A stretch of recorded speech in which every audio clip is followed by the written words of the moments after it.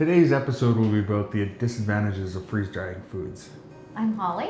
I'm Jim, and welcome to our Dukeshire channel. As usual, we start off with a quote that has meaning in our lives. Today's quote is by John Dewey. Education is not preparation for life. Education is life itself. Temperature plays an important role in freeze-drying candy. Some require higher temperatures to get them to expand and form little water pockets, while other items will taste burned at the same temperature. This is why checking with others who have done that same thing on reading posted literature can help minimize your failure. I want to touch on some of the disadvantages that can arise from freeze-drying foods and how you really never want to put all your eggs in one basket. Number one of the things I want to touch on is costing. While for me it's a no-brainer when I bought my machines, by the time I paid for them, bought my trays and liners, wired in new dedicated lines, and built a roll-away system, I had probably invested about $7,000 per machine. To some people this seems like a worthwhile investment, but there's still other things where a big drain on costs and finances can be minimized. The machine will pay for itself in less than a year if you freeze dry 3 to 4 times a week, but that initial outlay is a big price shocker. Storage containers are another cost to freeze drying. Well, some people use canning jars, which will seal up nicely in your freeze dryer with a little practice or watching a few videos. You're more likely going to end up using a product called Mylar to put your products in. Now you have to figure out what size of bag do I need. There are plenty of different sizes and there's plenty of different thicknesses, 3, 5, 7 mil. Do I want to see my product with a little pouch in the front? Do I want a pleated bottom? Do I want a zip top? Do I want just a heat seal top, or do I want both? Trust me when I say you're going to end up with a lot of different sizes depending on what you will use them for. You're either going to have them too big or too small for your needs. So you're going to want to have a supply on hand, because when a crisis arises, everybody thinks the same way and orders a pile of supplies. And if you're not one of the first ones, you could be waiting weeks to months. Heat sealer. This is another thing that you're going to have to need to seal up your bags, because a simple zipper seal isn't going to cut it. I always try for a double seal in my products. Besides the heat sealer, I've seen people use crimping irons and little tiny battery powered bag sealers. As long as you can get enough heat to seal those bags, they'll all work. O2 absorbers or silica packets, both food grade. I won't get into a debate on this video when you use an O2 absorber and when you use a silica absorber. What I will do is attach a link in the comment section for you to check out a couple sites where they go over this in great detail. O2 absorbers are always something I place in my product packaging just as soon as I bag it after coming out of the machine. Failure to do so can result in your product trying to rehydrate itself from the moisture in the air. Sounds simple enough, but how big of an O2 absorber do you really need? That also depends on the size of bag you have. So depending on the different sizes of bag you have, you could have a few different sizes of absorbers. They sell the larger ones in packages of 5 to 10, which is better than buying them in 100 packs, like they do with the smaller ones, because as soon as you open up the pack, they immediately start to work. Thus, you want to seal them up right away and remove the oxygen before doing this, because they become less effective till they're just garbage.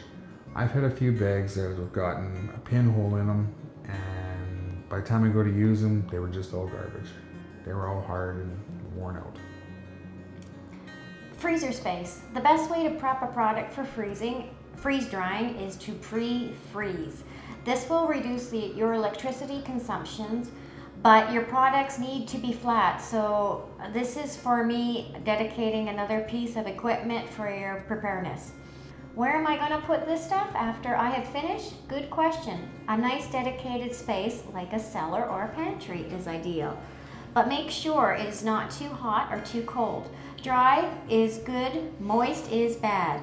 So now you're basically dedicating the space to this product. Waste. When you first start out, expect there to be mistakes. Mistakes cost money. Most people start out doing candy so they can do other products. Candy is cheap enough. A few dollars here, it's the time and effort and disappointment that's the real killer. Remember, the same product, different brands, does not guarantee the final product will make you happy. You have to adjust the dry time, the heat, and keep checking and taking notes so you know. I couldn't begin to tell you how much money and time I've wasted on candy trying to perfect it and still get thrown a curveball every once in a while. Good thing is, some of you can refreeze and redo the process and get better results. And worst case scenario is all the kids love candy no matter what it is. Free candy is the best for kids and friends. When you start to do the more expensive projects, such as meat, nothing is worse than checking on your inventory and finding that the air removed from your bag and the sharp edges on the freeze-dried meat punctured your bag and makes the product inedible. That hurts. So I spend a little more money for Peace of mind. peace of mind, and lined our Mylar bags with a freezer bag for extra protection. Loud and noisy, and they take up space. A freeze dryer setup like mine takes up about a 10 by 12 area with my machines, my trays, my supplies, and my bagging area. This is a bedroom for some people, just for a hobby. You definitely do not want a freeze dryer in your common area. They can get downright loud. I've had a machine go up to 92 decibels with a dosimeter. Now, being deaf, as Holly tells me I am, it didn't really bother me, but everyone else it did, and made me send it back for repair. That brings me to the final disadvantage off the top of my head. Breakdowns. I sent my pump away to be repaired. It was 3 months from when it went in till I got it back. That's a long time to be down doing nothing. Luckily, I had a second machine which had just arrived. Plan on your machine going down for repairs. It's a matter of time. Do the research on the different forums and figure out the most common issues and keep extra parts in hand to avoid that downtime. I myself have purchased 2 extra pumps for each machine just because I can't afford to have them down and not be able to get parts. And if your machine isn't under warranty, they do charge you now.